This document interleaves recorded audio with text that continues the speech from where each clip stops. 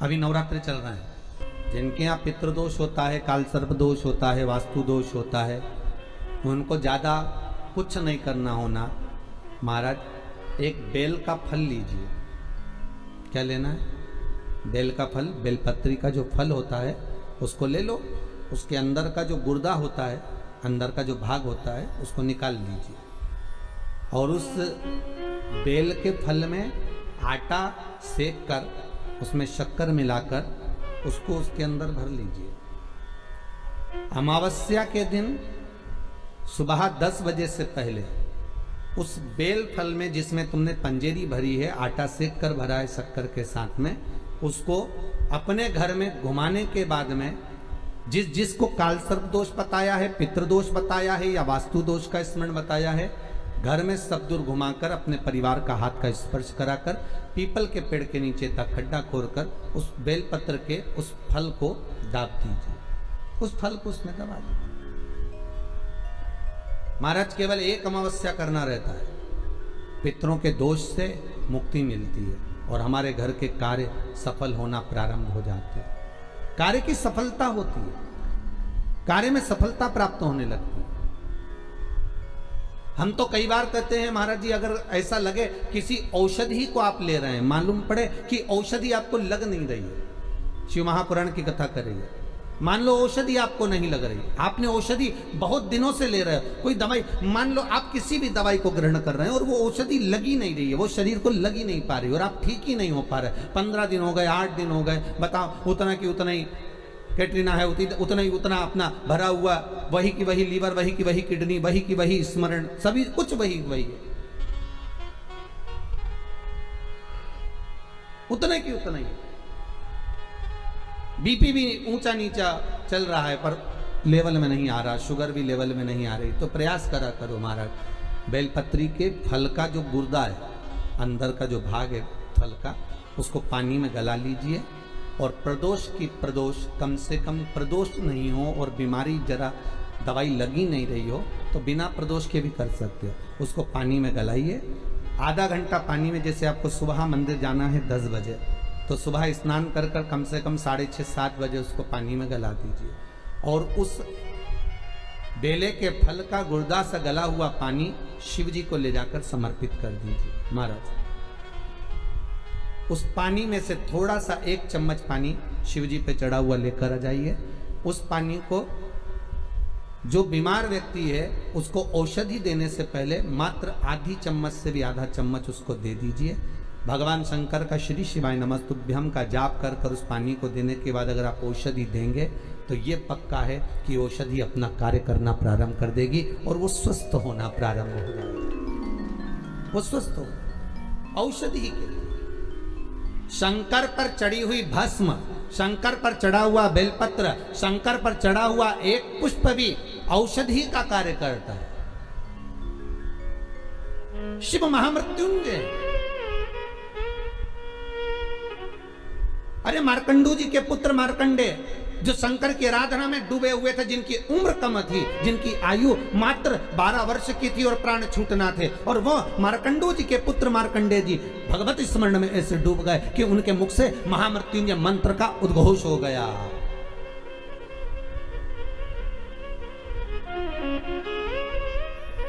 भगवान शिव के नाम का उद्घोष हो गया। जैसे नंदी महाराज, शिलाद नाम का ब्राह्मण, जिनको ऋषि भी कहा गया, जिनका नाम था शिलाद। क्या नाम है उनका? जम के बोलिए। शिलाद ब्राह्मण है, ऋषिवर है। और शिलाद ब्राह्मण है, ऋषि हैं, बड़े शिव के भगत है, शंकर का बहुत अनुमोदन करते हैं, शिव का स्मरण में वो हमेशा डूबे रहते हैं। और उनका एक नाम स्मरण, केवल ओमकार का ध्वनि करना और ओम नाम में डूबे रहना। ओम नमः शिवाय, ओम नमः शिवाय,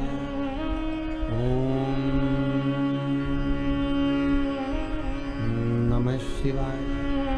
भगवान शिव की भक्ति में डूबे रहते।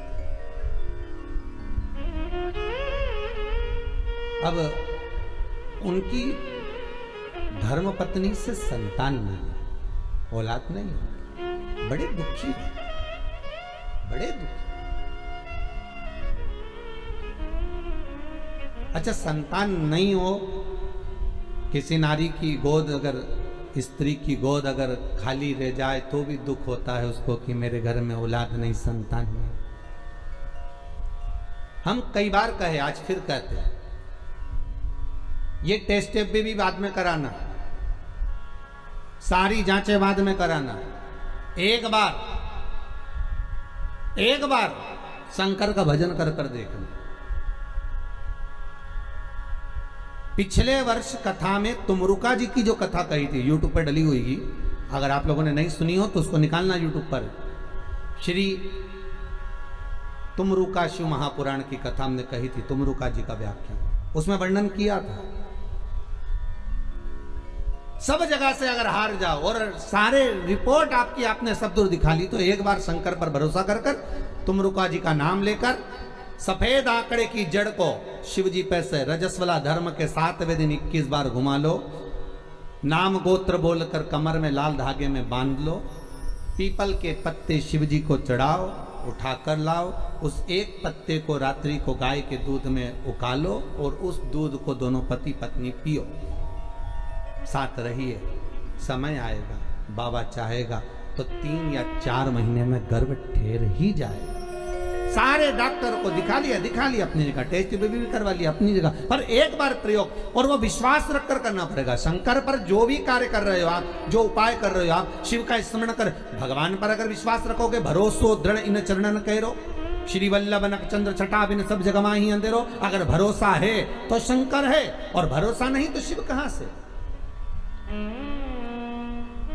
विश्वास लेकर अगर आए हो तो काम तो होगा। ये लोग काशी से आए हुए हैं, विश्वास लेकर ही तो आए होंगे कि हम जाएंगे शंकर की कथा में तो बाबा कृपा जरूर करेगा। कई लोग यहाँ पर बैठे हुए हैं जो विश्वास लेकर आए हुए हैं, दूर दूर से आए हुए हैं, केवल विश्वास लेकर कि भगवान कृपा करेगा किसी ना किसी रूप में, मुझे विश्वास है कि बाबा मेरी सुनेगा। और फिर कहता हूं, कथा में अगर आपने मन लगा लिया, भले टीवी चैनल के माध्यम से श्रवण कर रहे हो, भले मोबाइल के माध्यम से श्रवण कर रहे हो, भले पंडाल में सुन रहे हो, बाबा से अगर दिल से आपने अगर कह दिया तो 3 महीना बहुत होता है सब कामना पूरी होने के लिए। मेरा बाबा आपको कुछ ना कुछ दे ही देता है, बस आपकी रुचि के अनुसार सुख प्रदान कर ही देता है। आप उस पर विश्वास, भरोसा, भटकना नहीं है हमको, मार्ग से विचलित नहीं होना। कई लोगों की आदत रहती है, पहले राम जी के पास चले जाएंगे, राम जी से काम नहीं होगा तो कृष्ण के पास चले जाएंगे, कन्हैया जी से काम नहीं होगा तो हनुमान जी के पास चले जाएंगे, हनुमान जी से नहीं होगा तो शंकर जी के पास चले जाएंगे। पर शिव महापुराण की कथा कहती है, गुरु जी के 2 चेले, गुरु जी ने दोनों चेलों से कहा, जाओ जमीन खोदो, 50 फीट पे पानी निकलेगा और मेरे लिए लोटा भर के पानी लेकर आओ। चेलों ने मन में कहा, विचार करा, बताओ पानी इतना सारा पड़ा, वो पी लो, मैं 50 फीट खोदे फिर पानी लाए। जाओ दोनों, 50 फीट खोदना, पानी निकलेगा और लेकर आना, मेरे को पानी पीना है, जाओ जरा। दोनों चेले चले गए। एक गया तो खोदता गया, दूसरा गया तो उसने यहाँ खोद लिया, फिर वहाँ खोद लिया, फिर वहाँ खोद लिया, पानी नहीं निकला। 50 फीट तक एक चेला था तो वो खोदता गया और पानी निकल गया, लोटा भर के लेकर आए। गुरुजी ने पूछा, पानी निकल गया? दूसरे से पूछा, तुझे नहीं निकला? नहीं। गुरुजी ने पूछा, तूने खोदा था? बिल्कुल, चलकर देख लो। गुरुजी गए देखने के लिए, गुरुजी ने देखा तो उसने क्या करा, थोड़ा यहाँ खोद लिया, थोड़ा वहाँ खोद लिया, थोड़ा वहाँ खोद लिया, थोड़ा वहाँ खोद लिया, पानी नहीं निकला। और एक चेले से पूछा, तूने कैसे निकाला? तो कहते, एक ही खड्डे को मैं खोदता गया तो पानी निकल गया।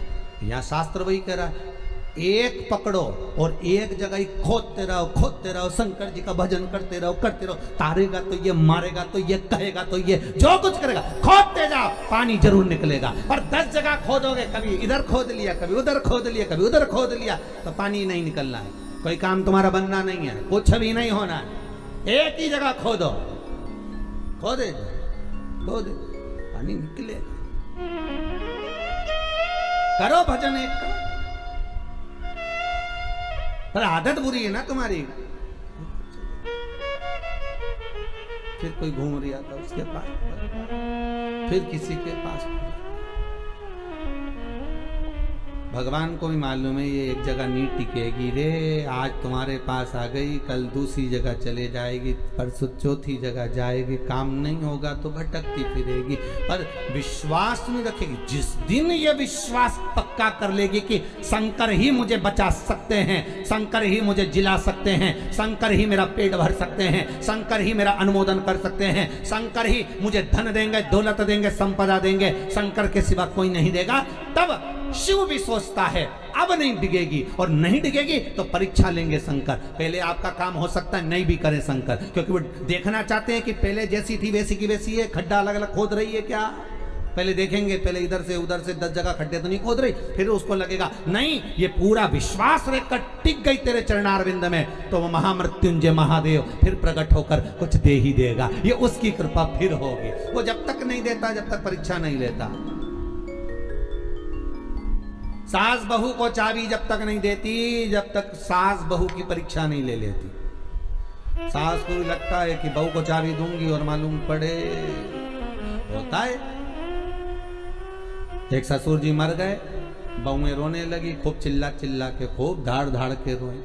अपने अपने पतियों को फोन लगा दिया, पतियों भी आ गए, 4 पति थे, सब 4 बहुओं के आ गए। क्यों रो रही हो? बहुएं बोली तुम्हारा बाप मर गया, पिता तुम्हारा। तो पतियों बोले तुम्हारा भी तो ससुर था, तुम्हें दुख नहीं हो रहा, रो काय को रही हो? तुमने तो कभी ससुर को 1 गिलास पानी नहीं दिया, कभी पिता को 1 गिलास चाय बनाकर नहीं दी, कभी गरम रोटी नहीं खिलाई। जब बहुएं मिलती थी तब ताने देती थी, आड़ा टेढ़ा बोलती थी, गालियां देती थी, और आज पिता मर गया तो रो रही हो। किस लिए रो रही हो तुम? तुम्हें रोने का कोई हक नहीं है। इतने में 4 बहुएं बोली अपने पतियों से तुम्हारे बाप मर गए उसके लिए थोड़ी ना रो रहे हैं, तुम्हारा पिताजी मर गया उसके लिए थोड़ी ना रो रहे हैं। तो बहुओं से पतियों ने पूछा फिर काय को रो रही हो? तिजोरी की चाबी ना जाने का धर गए इसलिए रो रही है। पतियों ने भी माथा ठोका, काय की जगदम्बा हो नहीं रहा। अब पत्नियां बोली सुनो तुम्हारे पिताजी को जगाओ और चाबी पूछो कहाँ रखी तिजोरी की। पतियों बोले इनको मरा आधा घंटा हो गया, तुम के चाबी पूछो, सीधी तरीके से जवा लो नहीं तो तुमको नहीं सुला दे। बेचारा पतियों को भय लगा कि इनका क्या, तो लोग लालची व्यक्ति तो कुछ भी कर सकता है। इनके मन में दुख हुआ, इन्होंने कहा ऐसा कोई होता है कि मरा हुआ व्यक्ति जाग जाए? हम नहीं जानते, हमें चाबी चाहिए तो चाबी चाहिए, आप पूछो कहाँ रखी है। डॉक्टर साहब को बुलाया, डॉक्टर साहब बताओ हमारे पिताजी को थोड़ी सी देर के लिए जगा दो, बस जग जाएं और उसके बाद में चाबी बता के भले मर जाएं, ऐसी कुछ कृपा कर दो। डॉक्टर साहब बोले 80,000 का एक इंजेक्शन लगेगा, हम लगाएंगे, पिताजी जाग के बैठेंगे, उतनी देर में पूछ लेना चाबी कहाँ रखी है, बताएंगे, फिर वो मर जाएंगे, ठीक है? पर जल्दी पूछना, इतना टाइम तक जिंदा नहीं रहेंगे हो। लगाओ 80,000 लाओ।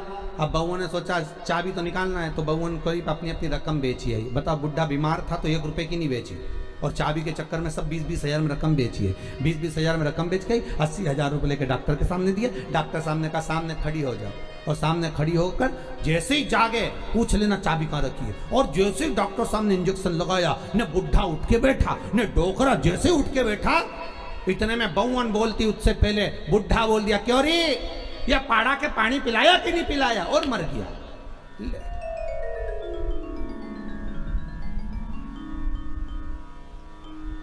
अब बहुओं तो और चिल्ला चिल्ला के रोने लगी। डॉक्टर साहब वंस मोर, एक बार फिर से डॉक्टर साहब बोले ला 80,000, फिर इंजेक्शन लगाऊंगा, अब की बार पाड़ा के पानी पिलाए, आप भैंस के पिला के मर जाएगा। ला अभी जगह में जगाने में क्या,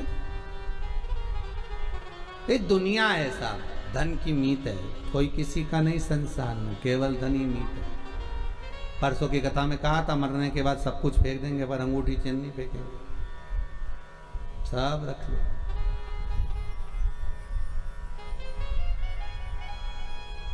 कौन फेंक रहा?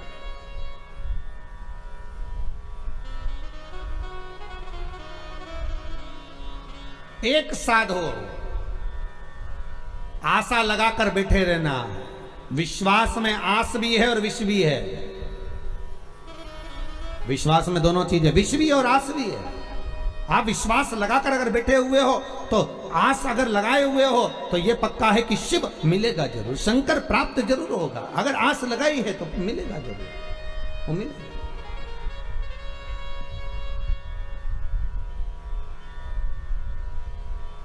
परमात्मा से अगर मन चित्त वृत्ति रमाए हुए हो तो प्राप्ति जरूर होगी।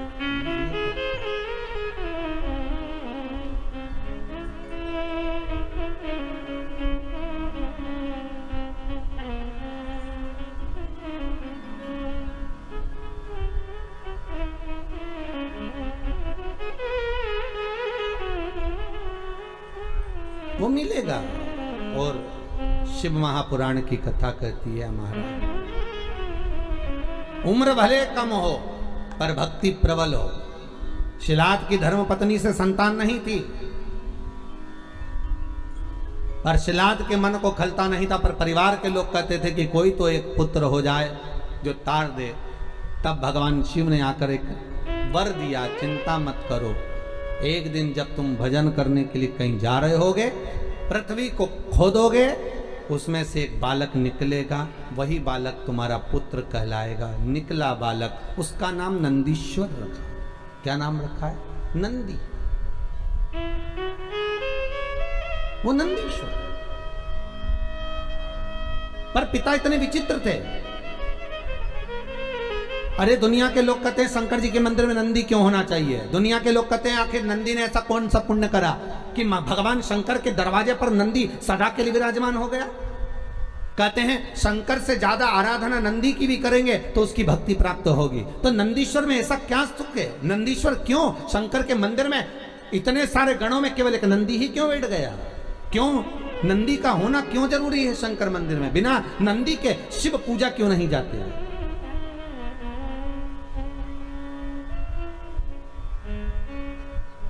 बिना नंदी के शंकर क्यों नहीं पूजाते? उसका कारण केवल इतना है कि पिता ने जब देख लिया 4 साल का बेटा नंदी, उसका भरण पोषण करा, जो जमीन में से प्रकट हुआ था, जो पृथ्वी में से निकला था, उसका पालन पोषण शिलाद ने कर लिया। और शिलाद ने करने के बाद एक दिन शिलाद के यहां पर देवता आ गए, एक मित्र एक वरुण, 2 देव पधारे।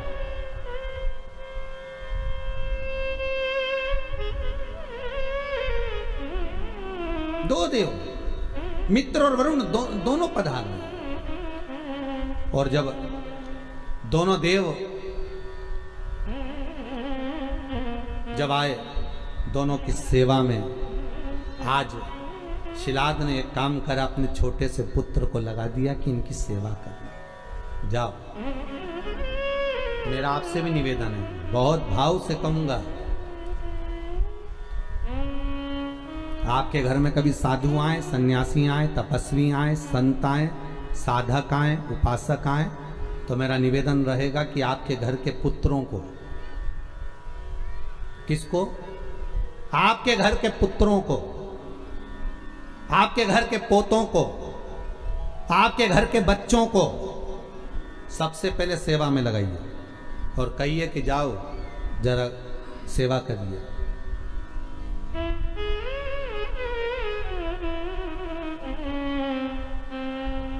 जाओ सेवा में लगो, जरा करो सेवा, करिए।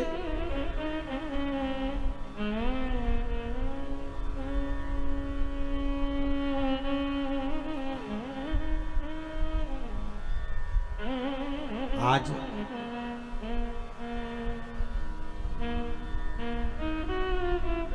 यदि ये यजमान परिवार कथा करा रहे हैं तो इनके बच्चे भी तो देख रहे हैं ना कि हमारे चाचा, हमारे पिताजी, हमारे काका, हमारी काकी, हमारे ताऊ, हमारी दादी सब शिव महापुराण की कथा का पूजन कर रहे हैं, अर्चना कर रहे हैं, भक्ति कर रहे हैं, तो उनके मन में भी तो सेवा का भाव जागेगा।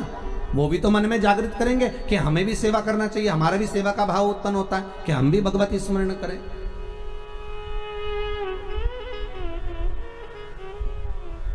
जाओ करो, जरा नमन करो, प्रणाम करो, दंडवत करो, साष्टांग करो, सेवा का भाव जुड़े। और शिलाद ने भेज दिया नंदी को, नंदी जाओ। नंदी कहते पिताजी मेरी उम्र 4 साल की है। पिताजी कहते कोई उम्र नहीं होती सेवा की, जाइए सेवा करो।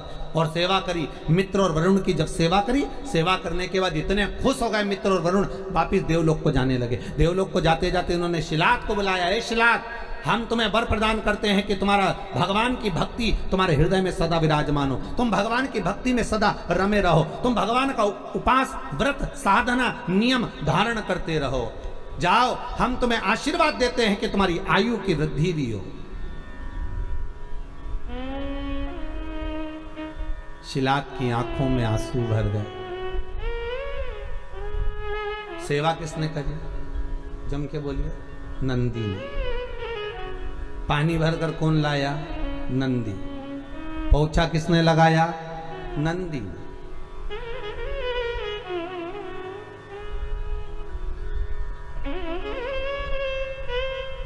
पोछा कौन लगाया? नंदी। झाड़ू किसने लगाई? नंदी ने। झूठे बर्तन किसने उठाए? नंदी ने। सेवा कौन कर रहा है? नंदी। और आशीर्वाद किसको मिल रहा है? नंदी के पिता को, शिलाद को। शिलाद की आंख में से आंसू बह गए। हाथ जोड़कर वरुण जी और मित्र कहा, प्रभु कृपा करिए, ये बताओ, आप सारा आशीर्वाद मुझे दे रहे हो और सेवा नंदी ने करी है, आप उससे कोई आशीर्वाद नहीं दोगे?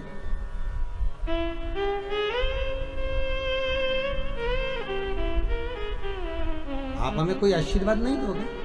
हमारे ये विजय राज जी आज पूजन में बैठे हुए हैं, नाम तो हम ज़्यादा जजमानों के जानते नहीं।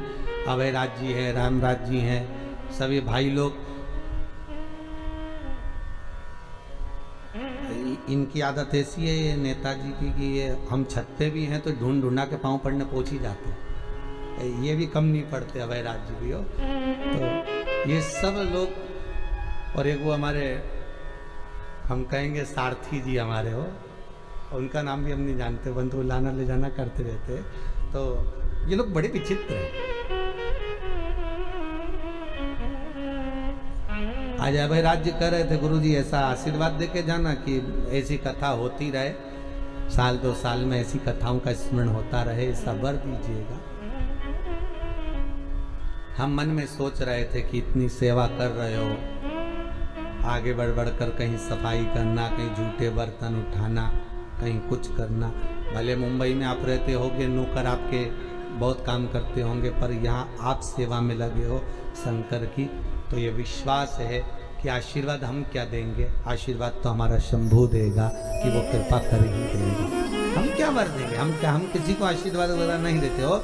हमारा तो काम है कथा करना, कथा से नीचे उतरे आप जैसे हो गए हैं। और हम फिर कहते हैं हमसे ज्यादा विश्वास हमारे बाबा पर करना, शंभू पर करना, शंकर पर करना। जितना सीहोर वाला गुरुजी तुम्हारा साथ नहीं देगा, उतना शंकर साथ देगा। सीहोर वाले तो आपके जैसे ही हैं, मनुष्य हम भी हैं और मानव आप भी हैं।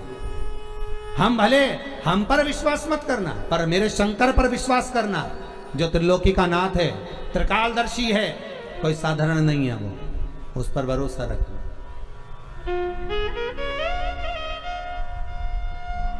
हम क्या वरुण और मित्र आशीर्वाद दे रहे हैं तो शिलाद को दे रहे हैं, और शिलाद की आंखों से आंसू बह रहा है कि आशीर्वाद मिलना था मेरे पुत्र नंदी को और आशीर्वाद मिल रहा है शिलाद को। शिलाद कर रहे हैं मुझे वर मत दीजिए, अगर आशीर्वाद देना है तो नंदी को दीजिए। तो वरुण चुप हो गए, और वरुण जैसे चुप हुए तो शिलाद को लगा कि बात क्या है, आखिर ये आशीर्वाद क्यों नहीं दे रहे, कारण क्या हो गया कि आशीर्वाद नहीं मिल रहा है, और पुत्र को नहीं मिल रहा, हमको तो मिल रहा पर बेटे को क्यों नहीं दे रहे, आखिर कारण क्या है। नंदी को कहा शिलाद ने, जाओ बेटा बाहर। नंदी जैसे बाहर गए, और बाहर जाते से ही उसी समय पर शिलाद ने वरुण के चरण पकड़कर कहा, ये बताओ कि आपने जिसने सेवा करी उसको आशीर्वाद क्यों नहीं दिया। तो मुख से निकल गया, हमने आशीर्वाद इसलिए नहीं दिया क्योंकि इस नंदी की उम्र कम है, हम इसको आयुष्मान होने का आशीर्वाद कैसे दे सकते हैं। नंदी की आयु कम है। शिलाद ने कहा इसका कोई उपाय। वरुण तो कह दिए कि नंदी की उम्र कम है, पर वरुण के साथ जो मित्र आया था उसने कह दिया उसका एक उपाय है, अगर तुम्हारा पुत्र नंदी शंकर की आराधना में लग जाए, शिव की उपासना में लग जाए, शंकर को रिझाने में लग जाए, दुनिया में एक ही है जो उम्र बढ़ा सकता है। कौन भाई? उम्र बढ़ाने का आशीर्वाद भी वो ही दे सकता है जिसकी उम्र का ठिकाना नहीं हो। सही है कि गलत है?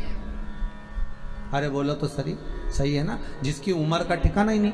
वो दे सकता है। तुम्हारे पास में इतना सारा काजू रखा होगा तो आप काजू भर कर दे दोगे, आपके पास में बादाम ढेर सारी रखी होगी तो बादाम भर कर दे दोगे, आपके पास में गुड़ बहुत सारा रखा होगा तो आप दान में गुड़ दे दोगे, आपके पास में चावल ज्यादा होगा तो आप चावल दे दोगे, आपके पास में गेहूं होगा तो गेहूं दे दोगे, आपके पास में कपड़ा होगा तो आप कपड़ा दे दोगे। बोलो सही है कि गलत है? जो चीज आपके पास में होगी वो आप निकाल कर दे दोगे। आपकी जेब में, कई लोगों की जेब में वो रखते हो मलने का और कतरने का, तो वो जो 4-5 लोग मिले तो उसने निकाल के दे दिया, लस्सा पाव सा, और जो शौकीन होगा वो उठाकर उसमें मलने बैठ गया, वो भी लगे। तो जो तुम्हारे पास में होगा तुम वो दोगे। अब जिसके पास में जो चीज ज्यादा होगी वो ज्यादा देंगे। अब मित्र कहने लगे कि शंकर की आराधना करो, तो कि शिव जी की आराधना क्यों? तो शिलाद ने पूछा, तो मित्र कहने लगे कारण यह है कि उम्र वही बढ़ा सकता है जिसकी उम्र का ठिकाना ही नहीं है। सारे देवी देवता में एक ही देव है, कौन? जम के बोलिए, देव अधिदेव महादेव, जिनकी उम्र का ठिकाना नहीं है। अभी ईमानदारी से बोलो, 51 शादी तो पहले कर चुके। पार्वती के साथ जो शंकर जी की शादी हुई है वो 52 नंबर की, 52 नंबर की। अब 52 भी जिसकी शादी हुई हो तो उम्र कितनी होगी जरा हिसाब लगा लो रे भाई।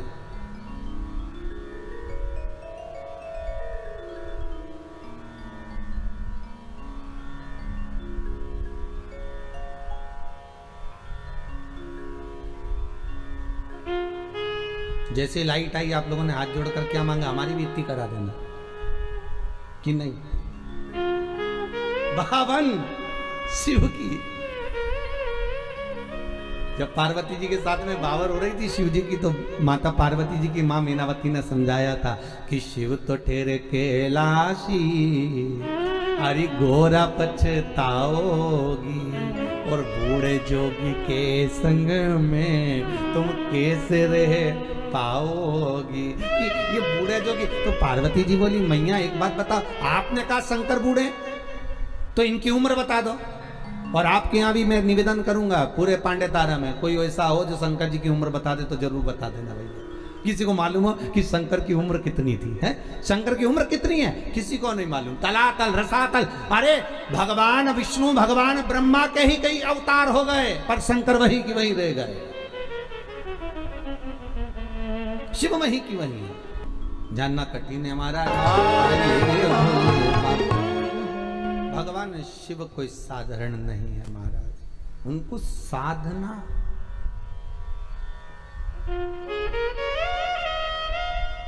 नंदी शिव की आराधना में लग गए। ऐसी आराधना नंदी ने शंकर की करी, ऐसी आराधना करी।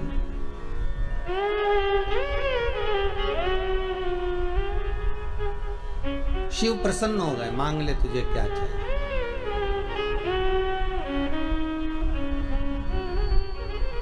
शायद दुनिया में कोई नंदी जैसा होगा जो शंकर से क्या मांग रहा है, ये सोचिए विचारिए।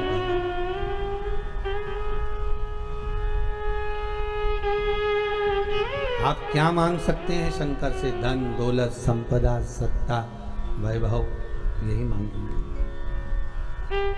और यदि कुछ और भी मांगा तो यही मांगेंगे कि सुंदर काया हो मेरी, सुंदर काया। एक पहले भी आपको कहा, जिसको चर्म का रोग हो जाता है, चमड़ी अगर कहीं सफेद पड़ जाए या कोई स्थान पर सफेद सफेद से चिट्टे पड़ जाएं, उसके लिए कहा है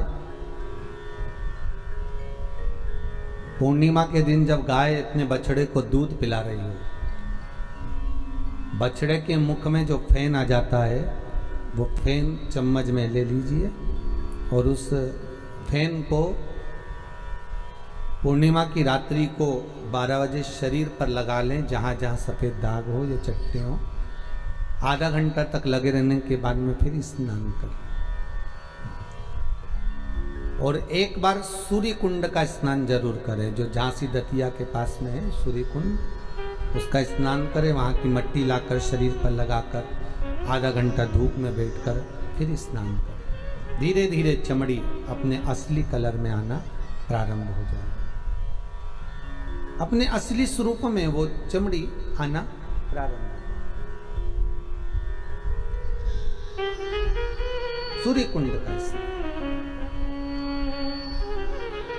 शिव महापुराण की कथा कह रही है कि नंदी ने कोई धन नहीं मांगा, नंदी ने यह भी नहीं कहा कि आप हमारी उम्र बढ़ा दो। शंकर सामने थे नंदी के और नंदी से कह रहे हैं कि मांग ले, तुझे क्या चाहिए। तू बोले मैं तुझे वो दे देता हूं। तो नंदी उम्र नहीं मांग रहे। अगर आपको लगता कि हमारी उम्र कम है तो भगवान से कहते कि हमारी उम्र बढ़ा दीजिए। आपको लगता कि हमारी उम्र कम है तो आप कहते कि भगवान हमारी उम्र बढ़ा दीजिए, हमारी उम्र थोड़ी बड़ी कर दीजिए, हमारी उम्र अच्छी कर दीजिए। पर उम्र नहीं मांगी।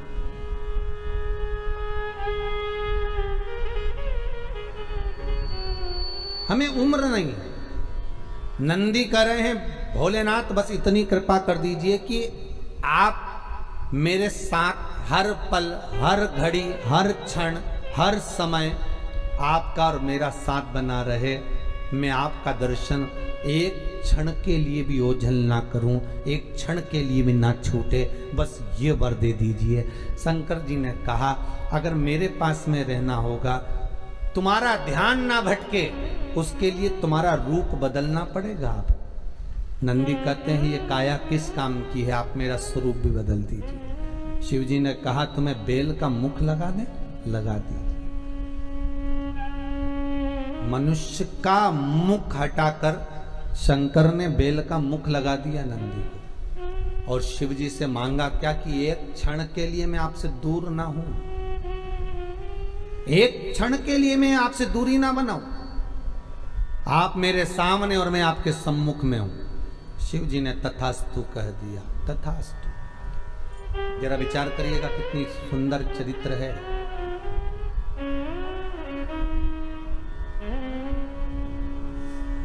राम जी के राज्य तिलक के समय पर सबको सेवा दी गई थी। राम जी की सबको सेवा दी गई। राम राज्य के समय पर सेवा सबको दी गई। करो सेवा। लक्ष्मण जी को भी सेवा मिली, सीता जी को भी सेवा मिली, सेवा हनुमान जी को भी मिली। जब कोई सेवा नहीं मिली थी तो भगवान राम को जब जमाई आए तब चुटकी बजाने की सेवा दी गई। सबको सेवा मिली, सबने मांगा। राम जी से भी सबने कहा कि हमको ये दो, हमको ऐसा प्रदान करो, हमको वैसा प्रदान करिए।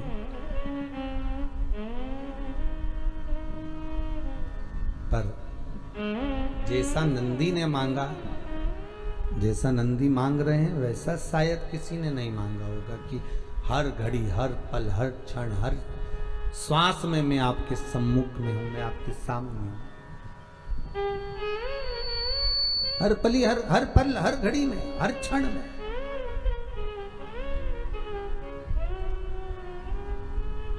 तथास्तु कर मांगो, शिव से मना नहीं, पर शंकर को रिझाने का एक तरीका आना चाहिए।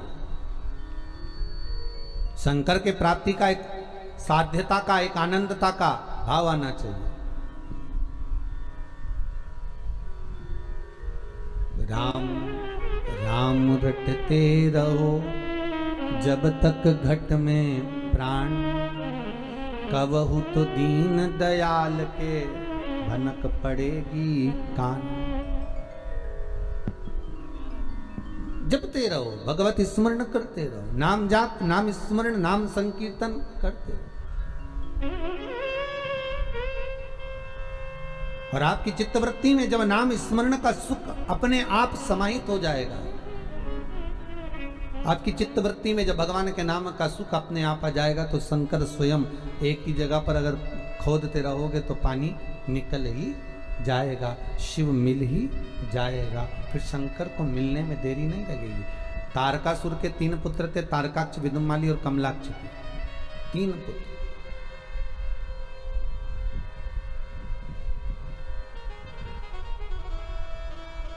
और ये तीनों तारकाक्ष, विदुमाली, कमलाक्ष की, ये तीनों पिताजी के जाने के बाद इनके मन में यह स्वभाव आ गया कि अब हमारे पिता नहीं। अगर हम देवताओं से द्वेष लेंगे तो मारे जाएंगे, तो देवताओं से हमें द्वेष भी नहीं लेना है। एक काम करना है, पहले देवताओं का हम तप साधना कर कर उनसे वर प्राप्त कर ले।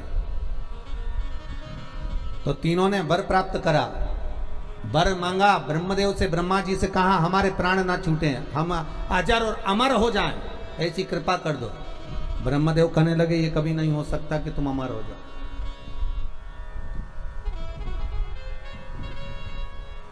ये बड़ा कठिन है कि तुम अमर हो जाओ, ये बहुत कठिन है। मरना तो पड़ेगा महाराज, मृत्यु निश्चित है और प्राण तो छूटेंगे। आपको पहले भी कहा, बादाम खाओगे तो भी मरोगे, नी खाओगे तो भी मरोगे, रोटी खाओगे तो भी मरोगे, नी खाओगे तो भी मरोगे, कथा सुनोगे, अरे जम के तो बोलो, तो भी मरोगे, नी सुनोगे तो भी मरोगे। ठीक है, ब्यूटी पार्लर जाओगे तो भी मरोगे, नी जाओगे तो भी मरोगे, सीधी बात है, जो है वो है। फिर कई लोग कहते महाराज जी आप कह रहे हो कथा सुनोगे तो भी मरोगे, कथा नहीं सुनोगे तो भी मरोगे, तो फिर कथा सुनने से फायदा क्या है?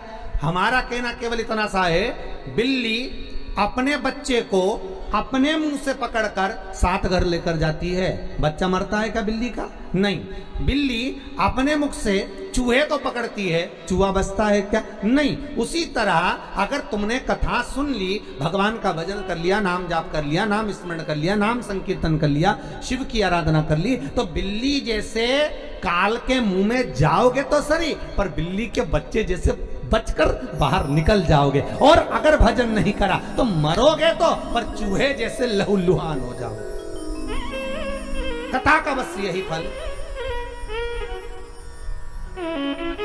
स्मरण का केवल यही फल है।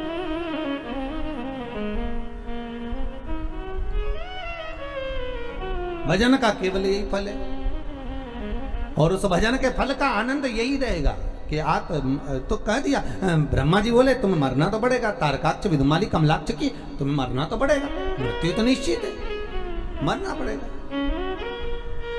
आ गई तो जाना तो पड़ेगा, बस इतना है, घबराना नहीं, डरना नहीं, थोड़ी देर शांत होकर उस शंभू का स्मरण करना, थोड़ी देर शांत होकर उस शिव का नाम जाप करना। श्री बोलो एक बार, श्री शिवाय नमस्तुभ्यम। फिर से बोलिए, श्री शिवाय नमस्तुभ्यम। एक बार जब लगे कि आज थोड़ा सा दिल विचलित है तो थोड़ा थोड़ा जानना तो है, मरना निश्चित है, आज नहीं तो कल।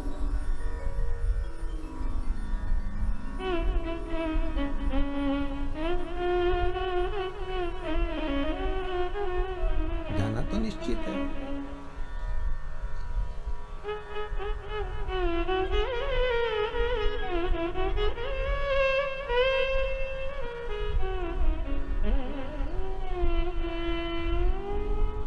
एक निश्चितता है मृत्यु की,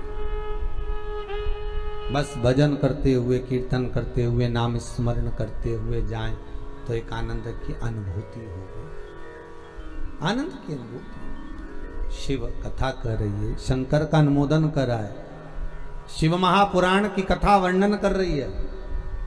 हे तारकाक्ष, हे कमलाक्ष की, मरना है।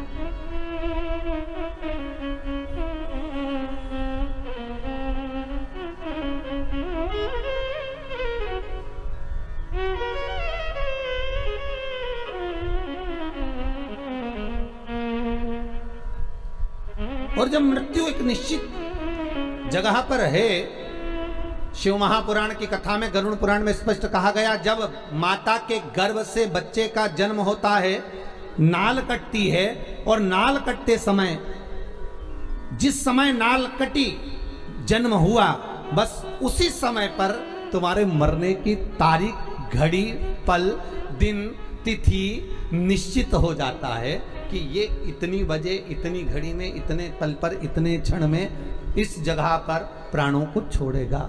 ये निश्चित है, ये तारीख पल घड़ी क्षण सब निश्चित हो गया।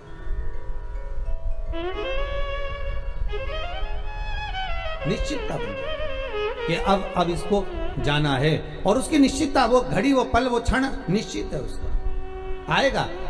राजा परीक्षित के लिए कांच का महल बनवा दिया गया था। भागवत जी में आता है कांच का महल जन्मेजय ने बनवाया कि परीक्षित को मरने नहीं देंगे। भूख लगी, अनार का रस गिलास में भर कर जा रहा था, अनार भी नहीं भेजे कि अनार में अगर तक्षक नाग चले गया तो नहीं भेजे, अनार का रस भेजा, कपड़े से छान छान कर भेजा, पर नाग भी नाग था, मृत्यु मृत्यु थी।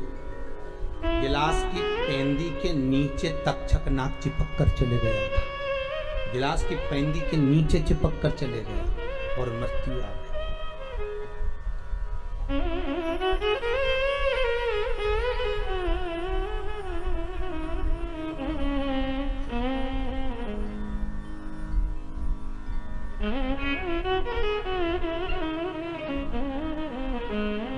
नाम के तेरी दुनिया दीवानी, भोले बाबा करो मेहरबानी। भगवान शिव से नाम स्मरण चित्त में भक्ति का बलता जो रहे, वो एकाग्र चित्तता की,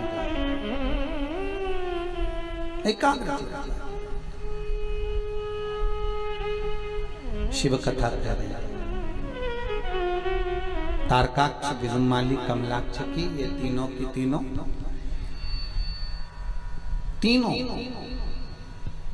भगवान ब्रह्मा से वर मांग रहे हैं, नीचे मरू ना, ऊपर मरू ना, अंदर मरू ना, बाहर मरू ना, अस्त्र से ना शस्त्र से, न दिन में ना रात, तथास्तु कर दिया। ये तीनों का एक भाव था कि हमारी मृत्यु ना हो, पर भगवान ब्रह्मा कहते हैं कि तुम मरोगे ये तो पक्का, ये जो हिरण्यकशिपु ने मांगा था वो एक अलग बात थी, पर जो तुम मांग रहे हो उसमें मृत्यु निश्चित है। तुम और कुछ मांग लो तो हमें वर दीजिए, हम तीनों एक एक अलग अलग पुरियों में निर्माण में रहें, अलग अलग महल में, अलग अलग नगर में हम रहें, हमारी मृत्यु हो तीनों की एक साथ, तथास्तु। यही है। एक ने सोने का महल बनवाया, एक ने पीतल का महल बनवाया, एक ने लोहे का महल बनवाया, तीनों अलग अलग रहने लगे। तीनों भाइयों ने विचार कर लिया कि तीनों कभी आपस में मिलने मत आना। एक माता और एक पिता, इनकी दिली तमन्ना क्या होती है कि मेरे बच्चे जहां रहें वहां सुखी रहें। तुम जहां रहो वहां सुख से रहो।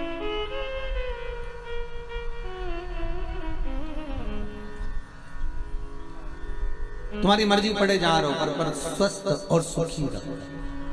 कोई माता पिता ये नहीं कहेंगे कि सारा घर का पूरा व्यक्ति घर के अंदर ही रहे। नहीं नहीं नहीं, आप तो जहां रहो वहां अच्छे से सुखी रहो।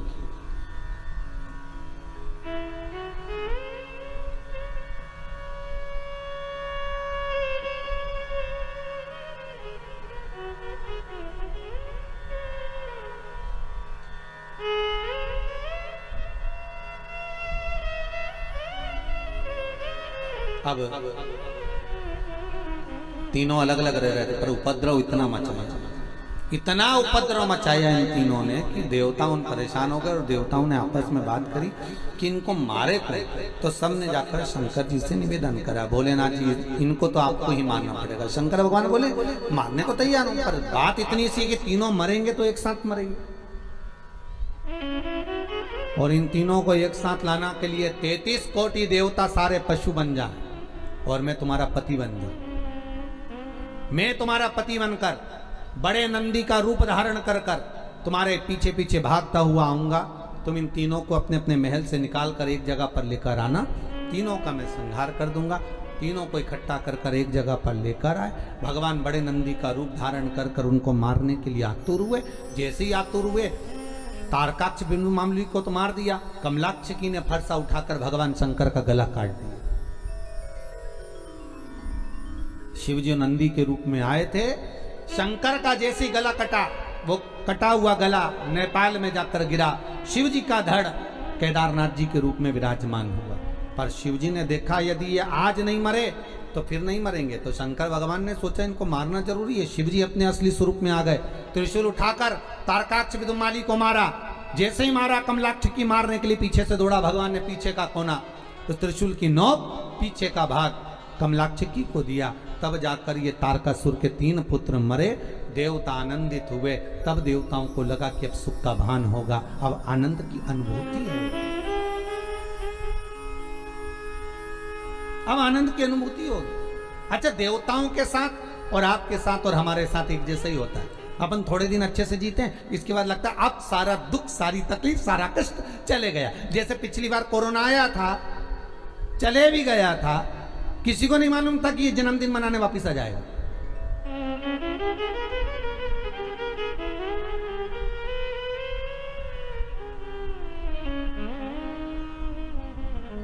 अच्छा, पैदा हुआ था जब इतनी बड़ी पार्टी नहीं करी थी इसने, कोरोना ने, पर अभी तो बहुत ही लंबी चौड़ी पार्टी कर दी साहब।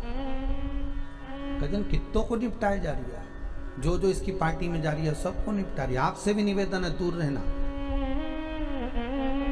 2 गज की दूरी, मास्क है जरूरी, और एक दिन में कम से कम 25 बार हाथ को धोते रहो। और एक बहू से सास हमेशा हर बार कहती थी, ए बहू, एक एक कोने कोने की कचरे की झाड़ू एक एक निकाल लेना। हो आओ। बहू जब भी कोई काम करने बैठती ना, सास उसको हमेशा टोका करती है, एक एक चावल अच्छे से बीनना। आओ। एक एक भिंडी अच्छे से साफ करना। आओ। एक एक आलू अच्छे से धोना। आओ। एक दिन बहू इतनी परेशान हो गई, अब की बार आज सुबह नहाने गई ना बाथरूम में, निकली नहीं 2 घंटा तक। जब 2 घंटे तक नहीं निकली तो सास को लगा कि कहाँ रह गई है अंदर। सास दौड़ कर गई, बहू, हाँ मम्मी निकलना, आती हूँ मम्मी। इतनी देरी काहे में हो गई, एक एक बाल को शैम्पू कर रही हूँ। सास समझ गई, इसको बुरा लग गया। तुम भी करो, प्रतिदिन कम से कम प्रयास जरूर करो। सोशल डिस्टेंसिंग का पालन करिए, मुंह पर मास्क लगा कर रखिए, हाथ को सैनिटाइज करते रहें, धोते रहें और दूरी बनाकर रखें।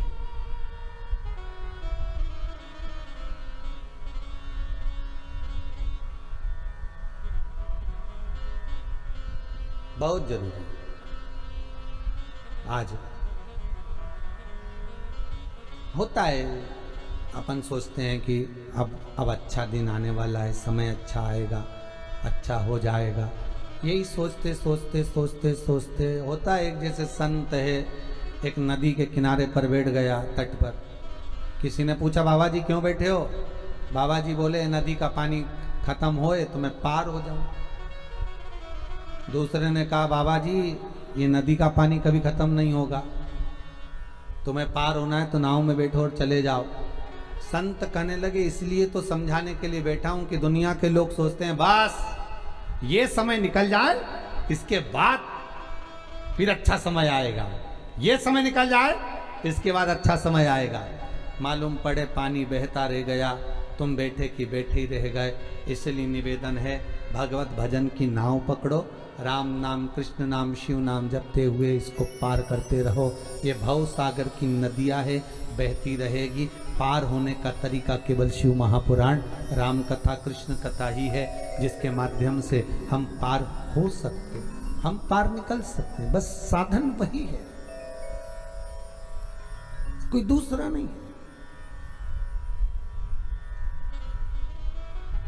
मर गए तारकाक्ष, कमलाक्ष की विदुन्माली तीनों। आया समय, शंखचूर्ण नाम के राक्षस का भगवान ने संहार करा, अपने पांव से प्रहार कर कर उसकी हस्तियों को, उसकी हड्डियों को समुद्र में फेंका, जिससे शंख जाति का निर्माण हुआ। शंख जाति का निर्माण होता है, सारे देवताओं पर शंख का जल चढ़ता है, पर शंकर भगवान पर कभी शंख का जल नहीं चढ़ता। शिव महापुराण की कथा कहती है, शंखचूर्ण राक्षस का संहार भगवान शंकर ने किया था, इसलिए शंख का जल शिव जी पर नहीं चढ़ता। भारत शंख के जल का दोष भी होता है। आप लोगों से कई बार निवेदन करा, आज फिर करते हैं। महाराज, जिसकी श्रवण शक्ति कमजोर हो गई हो, जिसके नयन कमजोर पड़ गए हो, कम दिखाई देता हो, तो गणेश शंख को लेकर आइए। शंख अलग अलग होते हैं, विष्णु शंख होता है, गणेश शंख होता है, लक्ष्मी शंख होता है। महाराज, अलग अलग शंखों का प्रमाण वर्णन है। महाराज, दक्षिणवर्ती शंख होता है,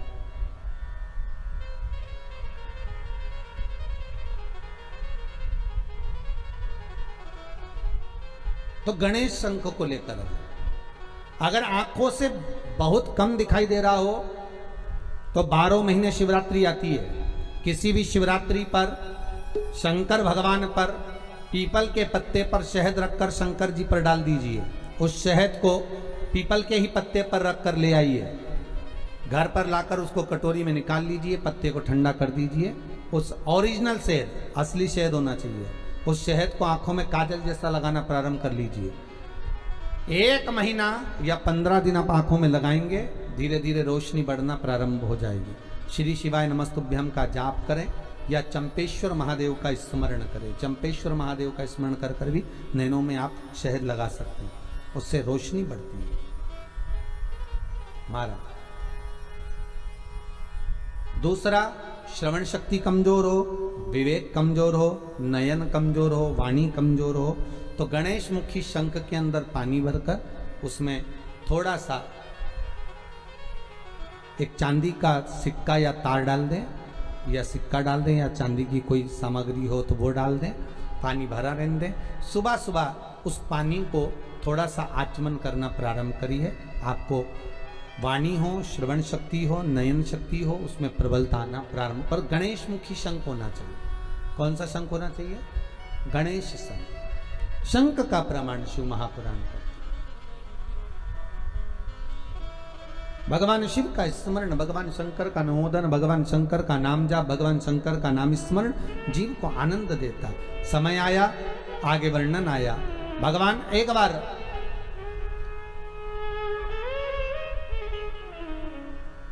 मंथन का समय, देवता और राक्षस मिलकर समुद्र का मंथन कर रहे हैं, और उस मंथन में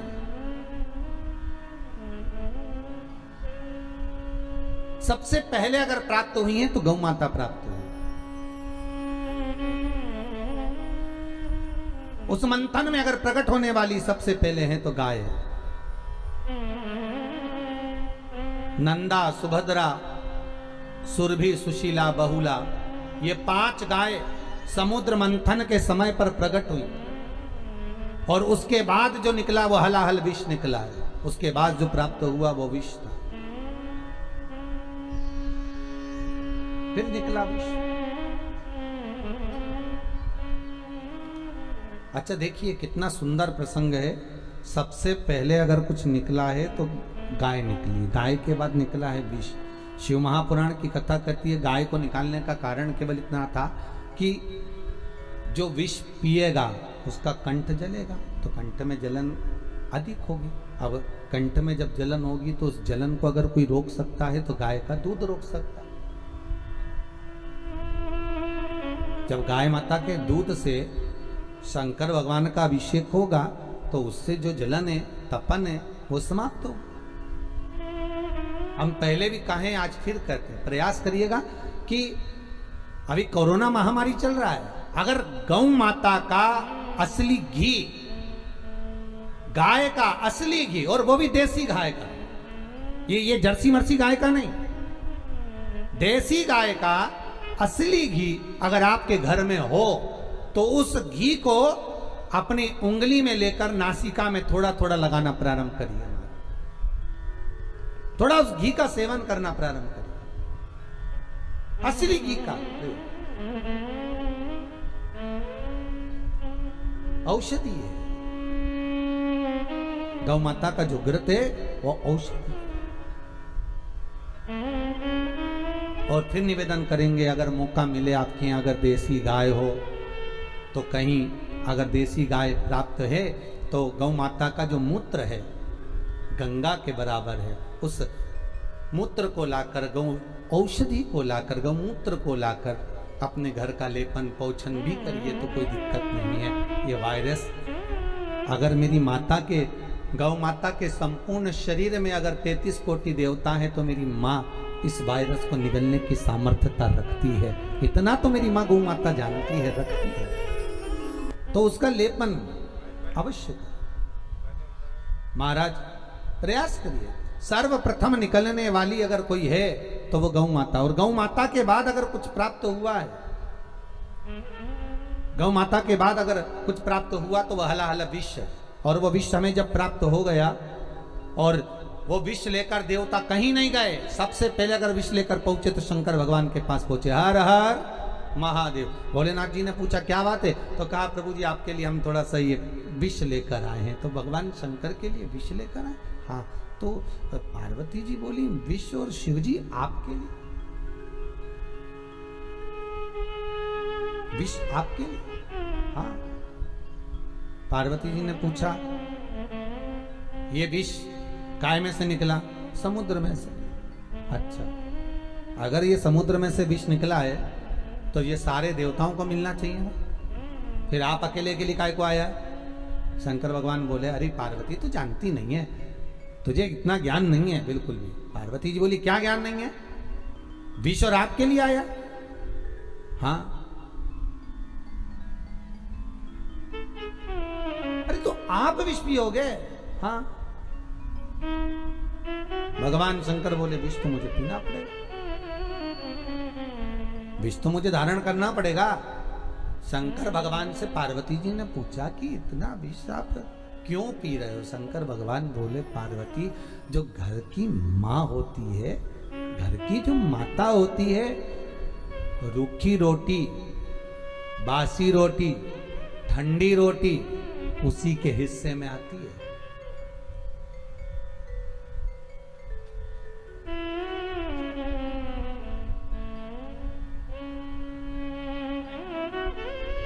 हमको अभयराज जी बता रहे थे, गुरुदेव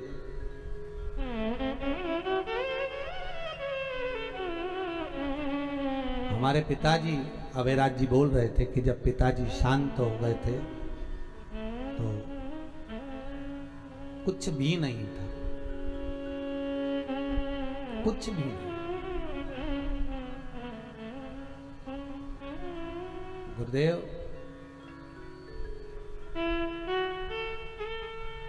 हमारी माँ ने पिता के जाने के बाद हमको कैसे पाला है ये हमारी माँ ही जानती है।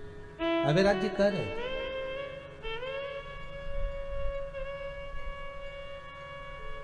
अगर किसी के यहाँ जाकर हम लोग खड़े हो जाते या माँ खड़ी हो जाती तो लगता था कि कहीं मांग ना ले, कुछ सामान ना ले, तो लोग अच्छे से व्यवहार भी नहीं करते।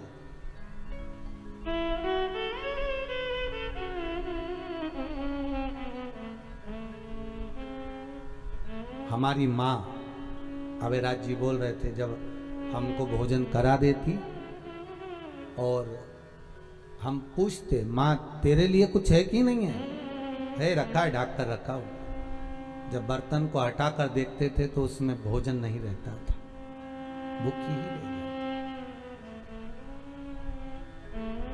ये घर का जो बड़ा होता है, घर का जो बुजुर्ग होता है, घर की जो माँ होती है, घर का जो पिता होता है, ये बहुत सहनशील होता है।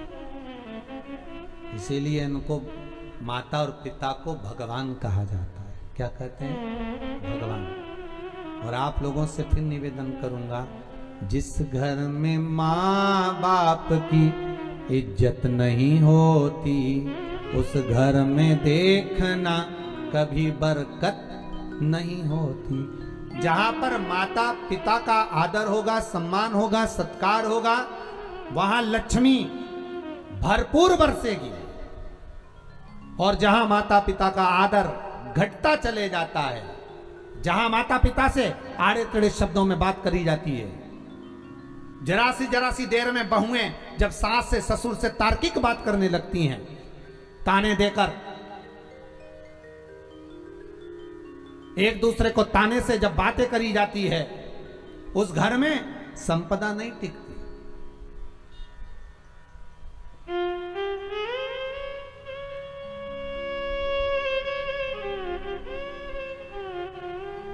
कितना दुख झेला।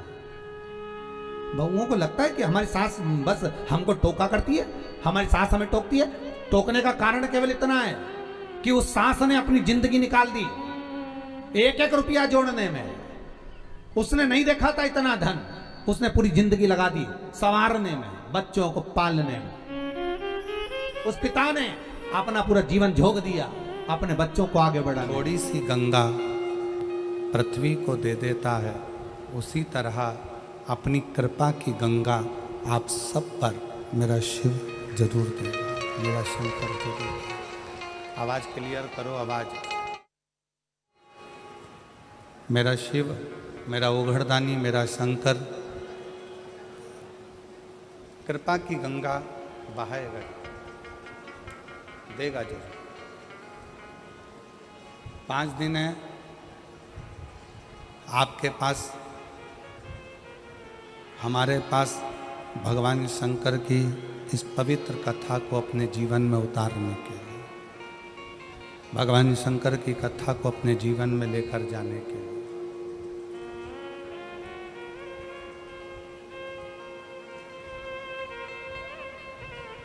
और इन 5 दिन में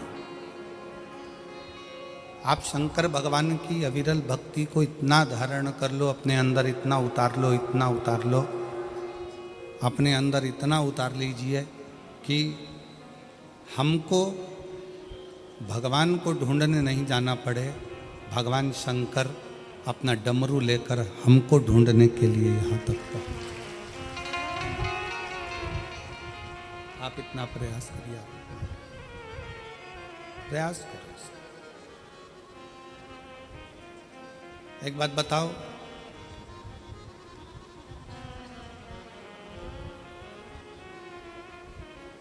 पूरी दुनिया में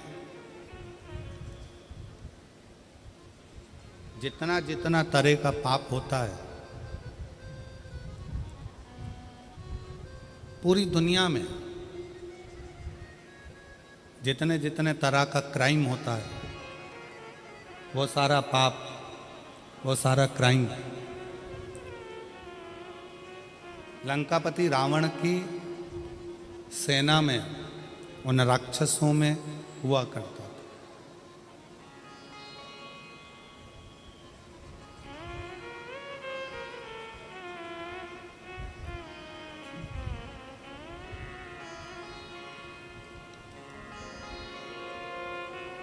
लंकापति रावण का जो पूरा राज्य था, उस राज्य के अंतर्गत,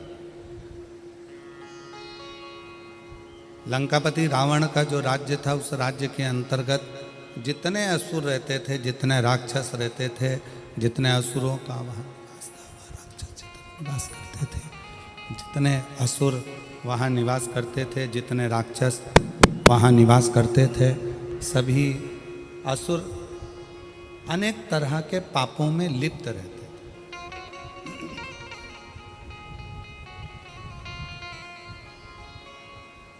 संपूर्ण पापों में वो लिप्त है, संपूर्ण पाप।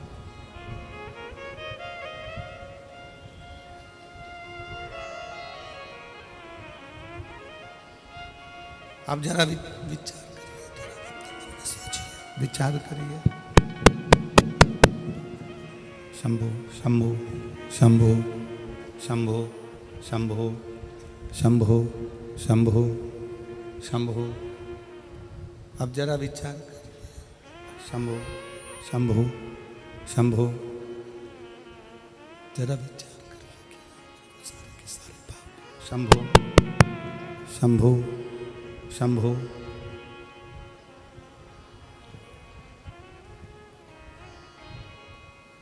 शंभो शंभो। आई सीटी मार रहा है, हाइस दे रहा है, उसके कारण आवाज नहीं निकल रही। शंभो, बेस कम करो उसका। शंभो शंभो शंभो शंभो शंभो। जितने भी पाप होते हैं, जितना भी लंका के राक्षस जितने जगह पर निवास। शंभो शंभो शंभो।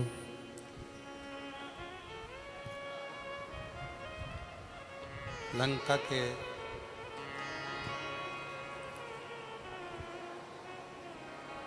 रावण की उस निवास करते हैं, जितने भी असुर वहां निवास कर रहे हैं, शंभो शंभो। शंभु शरण पड़ी मांगो घड़ी रे घड़ी, दुख काटो दया करी दर्शन आपो। शंभु शरण पड़ी मांगो घड़ी रे घड़ी, दुख काटो दया करी दर्शन आपो। शरण पड़ी मांगो घड़ी रे घड़ी, दुख काटो दया करी दर्शन आपो।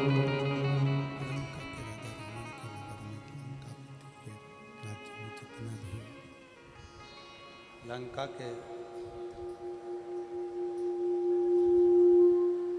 उस जितने राक्षस हैं, जितने असुर हैं, जितना पाप कर रहे हैं, जितना पाप में लिप्त हैं, जितना क्राइम में लिप्त हैं, जितने पाप के अंतर्गत लगे हुए हैं, जितने पाप में वो लिप्त हैं, जितना पाप कर्म वो कर रहे हैं, शायद संसार में ऐसा कोई पाप नहीं है जो लंकापति रावण के उस राज्य के अंतर्गत नहीं होता। सारा पाप होता।